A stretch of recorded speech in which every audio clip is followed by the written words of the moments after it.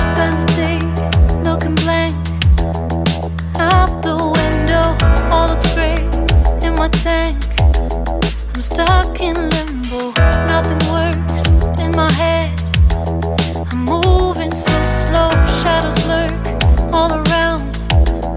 In my sorrow, can't focus, I'm distracted, and I don't know what to do.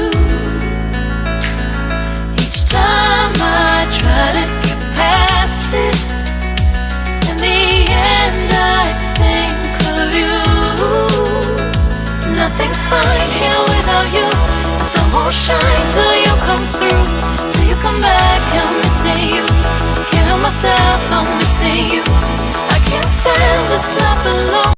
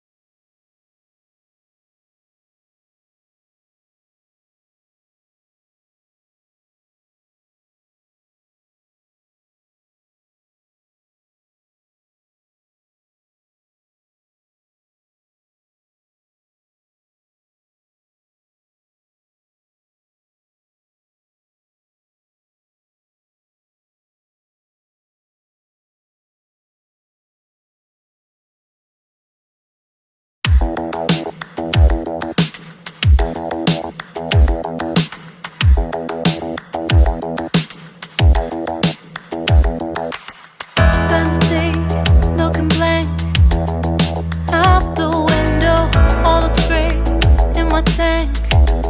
I'm stuck in limbo, nothing works in my head. I'm moving so slow, shadows lurk all around. In my sorrow, can't focus, I'm distracted, and I don't know what to do. Each time I try to get past it, in the end I think of you. Nothing's fine here without you. The sun won't shine till you come through. Till you come back, I'm missing you. Can't help myself, I'm missing you. I can't stand this life alone. Don't make sense now that you're gone. Till you come back, I'm missing you. Can't help myself, I'm missing you. It's so hard to breathe when you're not here with me. And tough is still to live, I don't know how to be. In my lonely mind, I play the same movie. Everything's a mess, it's plain to see. It's so hard to breathe when you're not here with me. And tough is still to live, I don't know how to be. In my lonely mind, I play the same movie. Everything's a mess, it's plain to see. Before this, used to think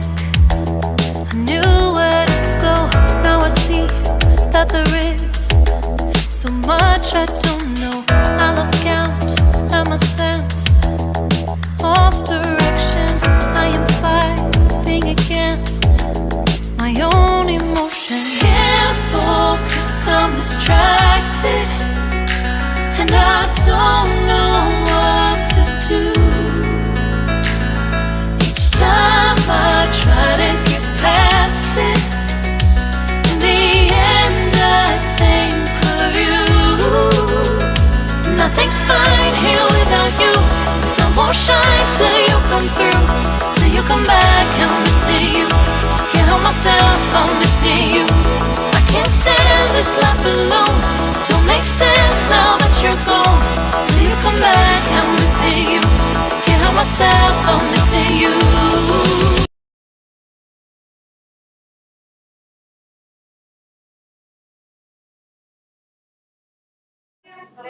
Dapat.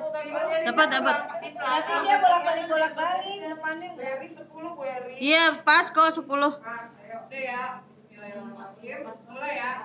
1, 2, 3. Oke. Assalamualaikum Bapak Ibu. Waalaikumsalam. Selamat siang.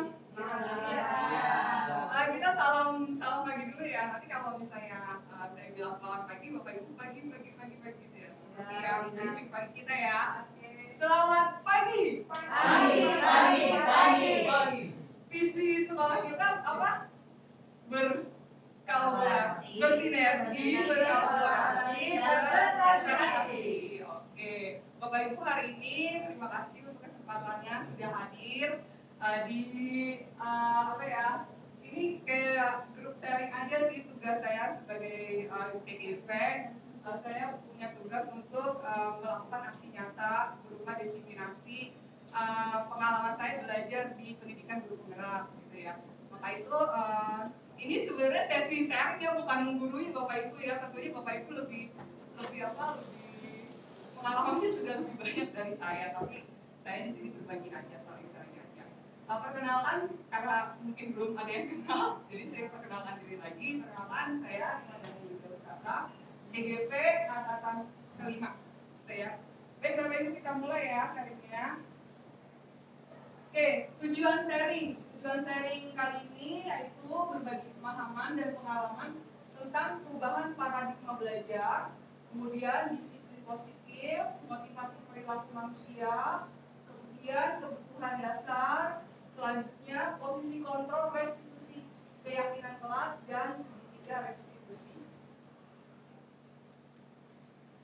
Oke, yang pertama dibahas adalah perubahan paradigma belajar. Di sini paradigma belajar tujuannya sekarang bukan hanya untuk merubah perilaku siswa, tetapi untuk membentuk karakter. Bagaimana untuk membentuk karakter? Contoh perbandingannya, ini saya mengambil perbandingan petani dan guru. Jadi petani dan guru ini satu profesi yang berbeda, tapi ada kesamaan garis merahnya gitu ya. Kalau petani itu merawat tanamannya gitu ya, ketika dia merawat tanamannya, pasti dia setiap hari akan melihat perkembangan tanamannya itu. Misalnya ada hama, berarti nanti dia singkirkan. Kemudian nanti kalau ada misalnya cuacanya kering, pasti dia akan siram. Dan setiap hari dia akan merawat gitu. Dan dia mengetahui perkembangan tanamannya itu dari hari ke hari. Nah, bedanya kalau petani dia punya tanaman berhektar-hektar, kalau kita dulu punya murid banyak gitu ya. Tapi sama-sama tugasnya itu merawat. Begitu juga dengan guru. Guru juga di sini fungsinya sebenarnya menuntun aja, merawat gitu. Kita bandingin aja anak-anak kita itu seperti tanaman. Tanaman itu setiap anak karakternya beda-beda gitu kan.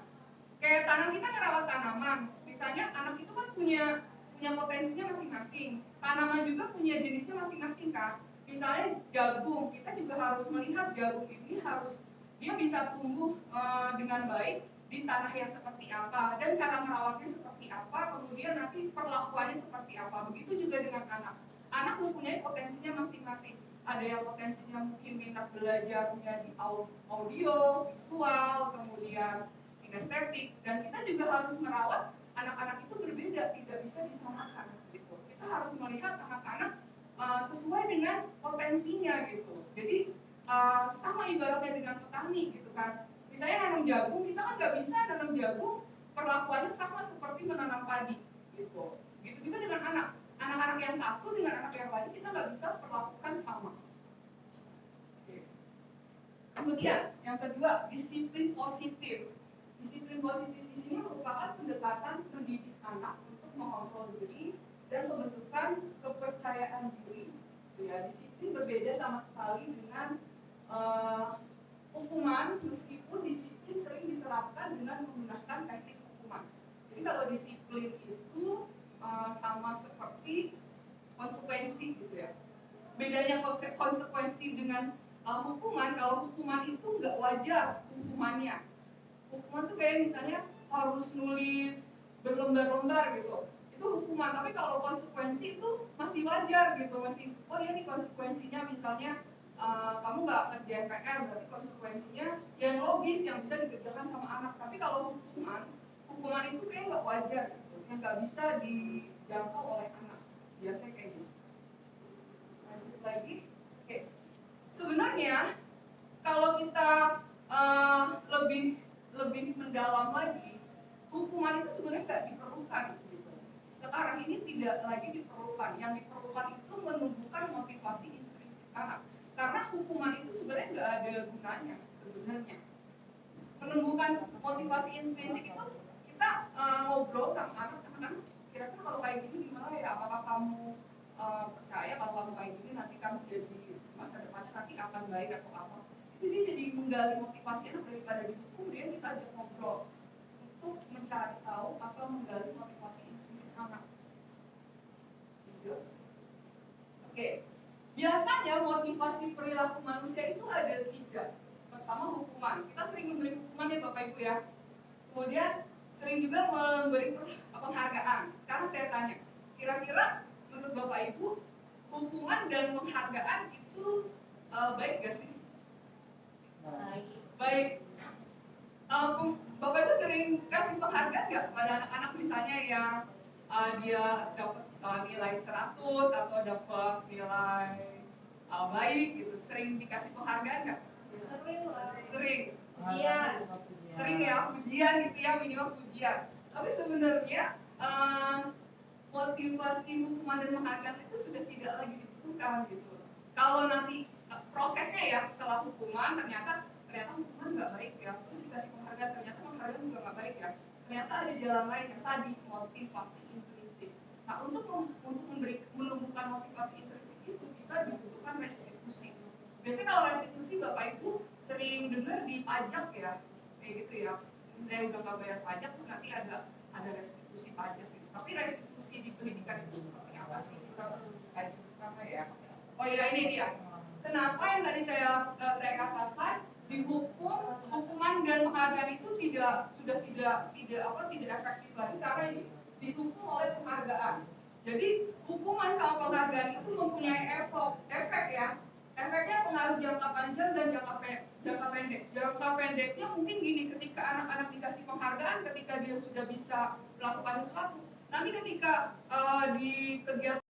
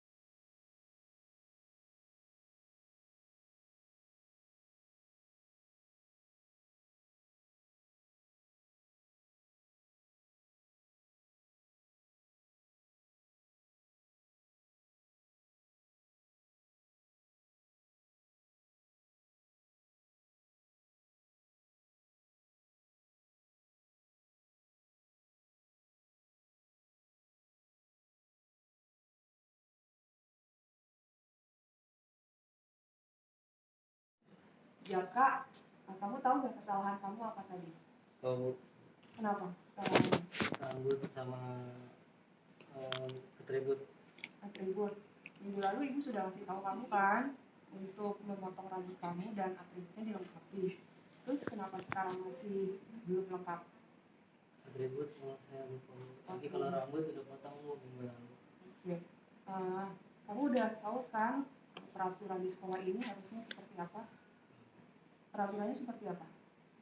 Mematuhi Ya, terus atributnya juga harus lengkap ya. Terus gimana rencana kamu ke depan? dilengkapi lagi, Dilengkapi lagi, terus diperbaiki lagi. diperbaiki lagi dan dilengkapi ya. Ibu mau tanya dong, kamu kenapa sampai ibu ini belum lengkap atribut seragamnya? Alasannya apa? Rasanya ya saya lupa, tapi Lupa. namanya udah ada. Namanya udah ada, Belum cuma dipasang. belum dipasang aja. Iya, Biasanya kalau di rumah yang masang atributnya ibu, di tukang jahit. tukang jahit. Oh gitu. Cuman karena banyak tugas kali ya, Iya, benar. banyak tugas jadi kelupaan gitu ya. Atau kamu mungkin punya kegiatan yang lain. Yang ada tuh paling Yang ada.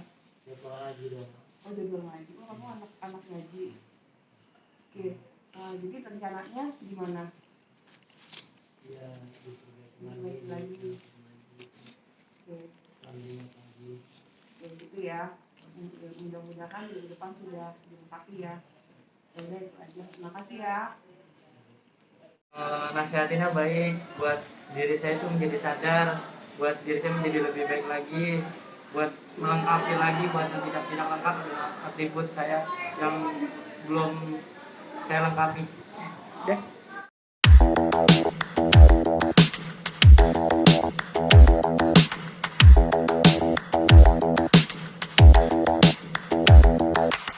Spend a day looking blank out the window. All looks great in my tank. I'm stuck in limbo. Nothing works in my head. I'm moving so slow. Shadows lurk all around. In my sorrow, can't focus. I'm distracted, and I don't